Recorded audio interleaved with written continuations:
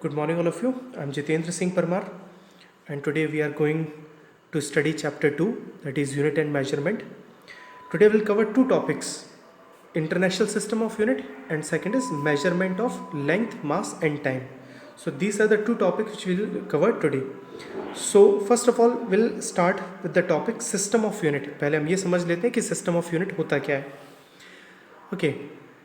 तो system of unit क्या होता है कि जैसे हमें किसी भी फिजिकल क्वांटिटी को मेजर करना है, उस फिजिकल क्वांटिटी को मेजर करने के लिए हम एक स्टैंडर्ड सेट कर देते हैं. उस स्टैंडर्ड को हम बोलते हैं यूनिट. जैसे कि फॉर एग्जांपल अगर हमें लेंथ मेजर करनी है तो लेंथ मेजर करने के लिए हम क्या स्टैंडर्ड यूज़ करते हैं? Kilometre, metre. और पहले के ज़माने में हम क्या यूज़ करते थे? गज यूज़ करते थे, कोस यूज़ करते थे. तो ऐसे अलग अलग हम स्टैंडर्ड यूज़ करते थे. तो ये जो स्टैंडर्ड्स होते हैं इन्हीं को हम बोलते हैं यूनिट्स. तो ऐसे basically there are two type of quantities. वैसे बेसिकली फिजिकल क्वांटिटीज़ की हम बात करते हैं तो दो टाइप की फिजिकल क्वांटिटीज़ होती हैं.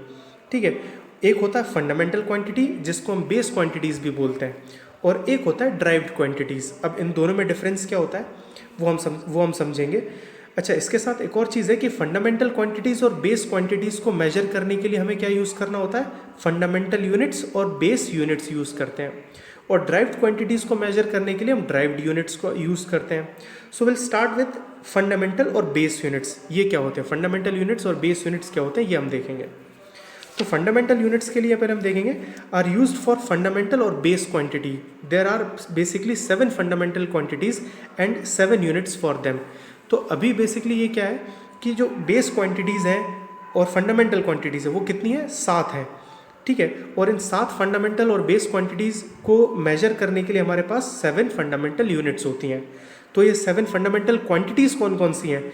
Length is a first quantity, second is mass, third is time, fourth is electric current, fifth is temperature, sixth is amount of substance and seventh is luminous intensity. तो ये हमारे पास 7 क्या है? Fundamental quantities हैं. इसको हम बेस क्वांटिटीज़ भी बोलते हैं. ओके, सो ये हमारे पास क्या है? Fundamental quantities. अब इन क्वांटिटीज़ को जिन स्टैंडर्ड से हम मेजर करते हैं उनको हम बोलते हैं फंडामेंटल यूनिट्स और base units. Okay, now next is derived quantities. अब ड्राइव्ड क्वांटिटीज़ क्यों कौन सी होती हैं? और ड्राइव्ड क्वांटिटीज़ के लिए हम ड्राइव्ड यूनिट यूज़ करते हैं. तो ऐसी क्वांटिटीज़ जो फंडामेंटल क्वांटिटीज़ से बनती हैं उनको हम बोलते हैं ड्राइव्ड क्वांटिटीज़, और उसके लिए यूनिट क्या यूज़ करते हैं? ड्राइव्ड यूनिट यूज़ करते हैं. अब इसके एग्जाम्पल देख लेते हैं. एग्जाम्पल जैसे कि स्पीड किन किन फंडामेंटल क्वांटिटी से मिलकर बनती है? एक डिस्टेंस, क्योंकि स्पीड का फॉर्मूला हमें पता है, speed is equal to distance upon time. तो डिस्टेंस मतलब क्या है? एक लेंथ है. This is fundamental quantity and this is also another fundamental quantity. तो बेसिकली हमारे पास क्या है?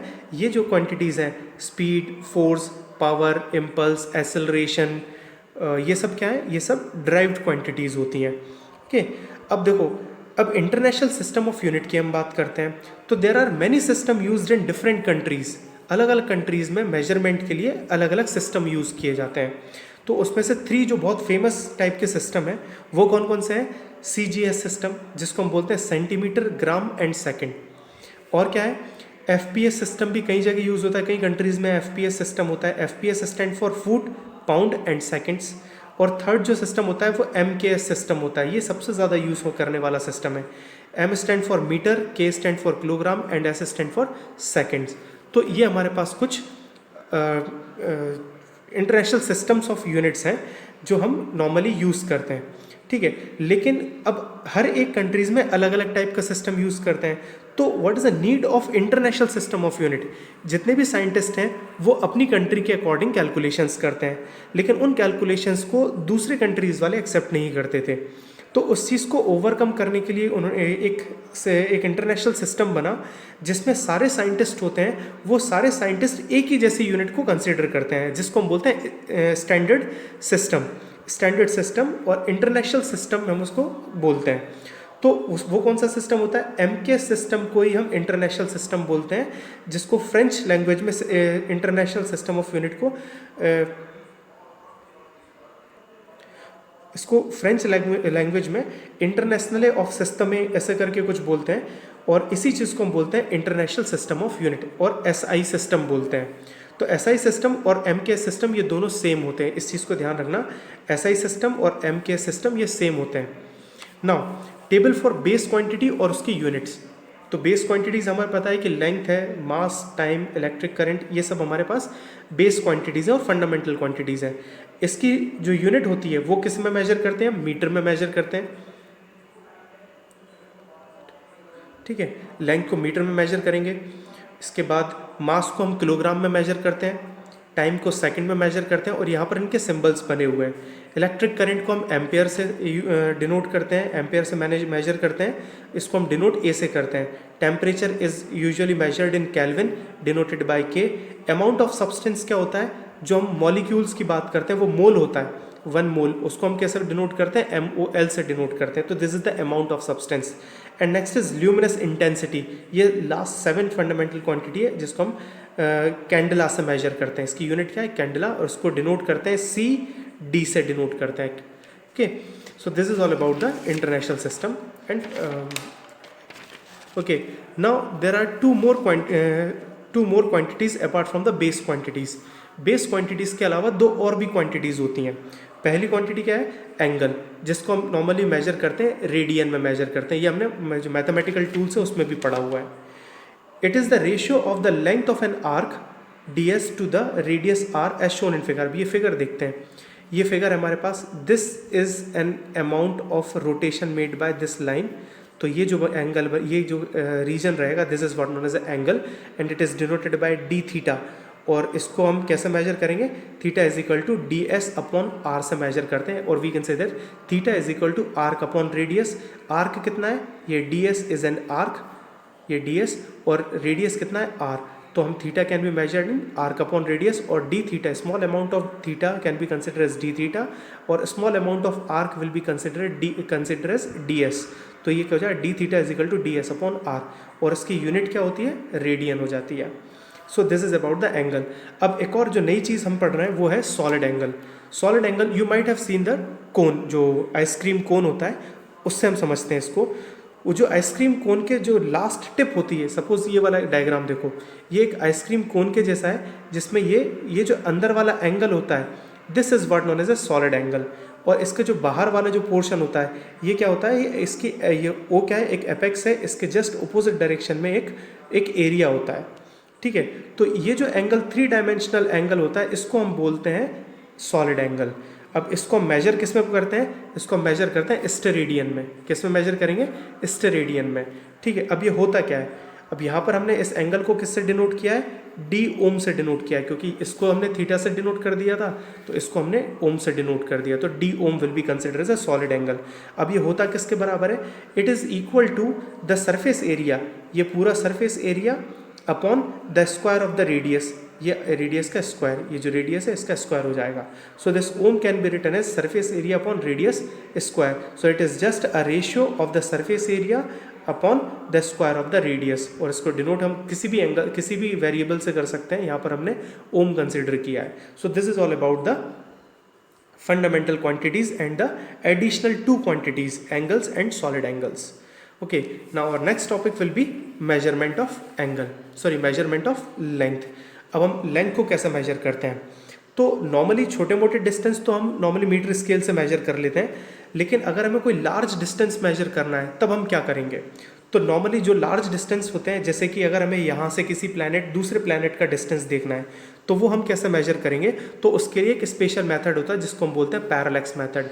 This parallax method is used to measure very large distances, जैसे कि किसी भी प्लैनेट से किसी दूसरे प्लैनेट का हमें डिस्टेंस मेजर करना हो, तो उसको हम बोलते हैं पैरालैक्स मेथड। सो अब जैसे फॉर एग्जांपल ये हम इसी की बात करते हैं, यह हमारा इस डायग्राम से समझते हैं। ये अगर हम अर्थ पे 2 पॉइंट कंसिडर कर लेते हैं, सपोज हम A पॉइंट पर हैं, हमें यहाँ से इस S किसी दूसरे प्लैनेट का डिस्टेंस मेजर करना है, तो हम कैसे करेंगे?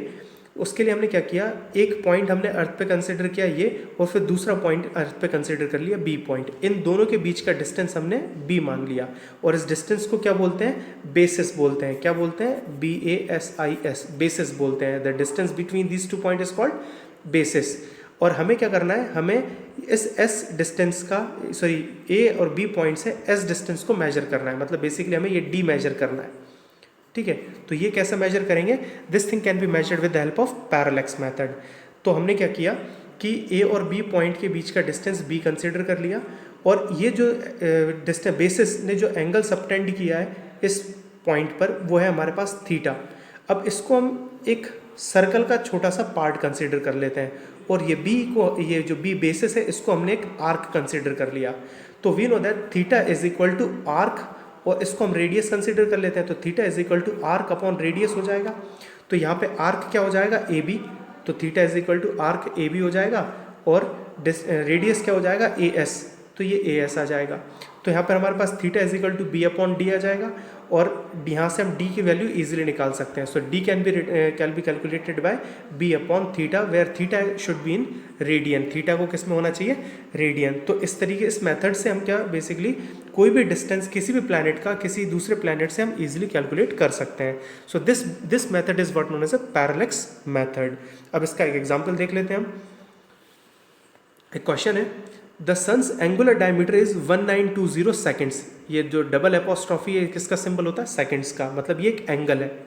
The sun's angular diameter is 1920 seconds. The distance d of the sun from the earth is 1.496 into 10�11 metre. What is the diameter of the sun? अब इसी को हम कंसिडर करते हैं। सपोज ये एंगल हमारा दिया है 1920 डिग्री का, ये एंगल है, ठीक है, और ये जो डिस्टेंस दिया हुआ है, ये सॉरी ए बी हमें डिस्टेंस निकालना है, because what we have to find in this question, we have to find out the diameter of the sun. ऐसा देख लेते हैं हम कि यहाँ पर ये हमें एंगल दिया हुआ है थीटा, और ये हमें डायमीटर ऑफ द सन निकालना है। तो ये हम कैसे निकालेंगे? दिस इज 1920, ये कितना है? 1920 सेकेंड का है, and the distance D from the sun is 1.496 into 10⁻11 metre. ये हमारे पास क्या है? इसका d है। So what we have to find? We have to find out the diameter. मतलब इस डायग्राम के अकॉर्डिंग ये हमारा बेसिस हो जाएगा, और हमें इस बेसिस की वैल्यू निकालनी है। तो d की वैल्यू कितनी है? 1.496 इंटू 10⁻11, थीटा इज 1920 सेकेंड्स। तो इस सेकेंड को हमने कन्वर्ट कर लिया रेडियन में, तो इसमें क्या करेंगे? 1920 into 1 second is equal to 4.85 into 10⁻6 radian होता है। तो इसको हमने रेडियन में कन्वर्ट किया, and what we have to find? We have to find out the value of b। तो from formula d is equal to B upon theta, तो b किसके बराबर हो जाएगा? d इंटू थीटा के बराबर हो जाएगा।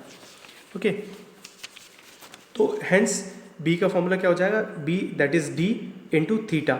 ये किया, sorry b that is d into theta. तो इसको जब सॉल्व किया, then will get b is equal to 1.39 into 10⁻9 metre. So this will be the diameter of the sun. ये हो जाएगा। So this is the way how we can use the parallax method in order to find out the larger distance. अब कौन कौन सी units होती हैं large distance को major करने के लिए? तो you are very much familiar with the light year. Light year is the unit of distance. तो 1 light year is equal to 9.467 into 10⁻15 metre होता है। सिमिलरली जो सेकंड जो यूनिट है वो है एस्ट्रोनॉमिकल यूनिट, AU जिसे बोलते हैं। ये लाइट ईयर से थोड़ी छोटी होती है, 1.496 into 10⁻11 metre. Basically this is the distance of the sun from the earth. तो 1.496 इंटू 10⁻11 मीटर होता है। ये वही डिस्टेंस है जो अर्थ से सन का डिस्टेंस होता है। Now next unit is parsec. 1 parsec कितना होता है? 3.08 इंटू 10⁻16 मीटर का, and that is equal to 3.26 light year. अगर इसको नॉर्मली देखा जाए तो सबसे बड़ा डिस्टेंस कौन सा होता है? 1 पार्सेक होता है। 1 पार्सेक से छोटा होता है 1 लाइट ईयर, और 1 लाइट ईयर से छोटा होता है 1 astronomical unit. That is the distance of the earth from the sun. इसको हम एस्ट्रोनॉमिकल यूनिट बोलते हैं। Now unit to measure small distance. अगर छोटे छोटे डिस्टेंस हमें मेजर करने हैं तो वो कैसे मेजर करते हैं? ये बहुत इंपॉर्टेंट है, ये नेक्स्ट ईयर 12th क्लास में भी काम आएगा तुम्हें। तो 1 फर्मी होता है। 1 fermi is equal to 10⁻⁻15 metre. 1 fermi भी बोलते हैं, FM भी बोलते हैं, जिसको फेम्टोमीटर बोला जाता है। तो 1 femtometre is equal to 1 fermi, that is equal to 10⁻⁻15 metre. ये होता है। ये जब हम न्यूक्लियर फिजिक्स पढ़ते हैं तब उस टाइम पे हमें इसकी रिक्वायरमेंट होती है। Next is angstrom. एंगस्ट्रॉम में क्या होता है? 1 एंगस्ट्रॉम इज इक्वल टू 1 ए के ऊपर जो डॉट रहता है इसका ये सिंबल होता है एंगस्ट्रॉम का, that is equal to 10⁻⁻10 metre. Then comes the nanometre. We might have heard about the nano technology. तो वही है nanometre, 1 nanometre is equal to 10⁻⁹ metre होता है।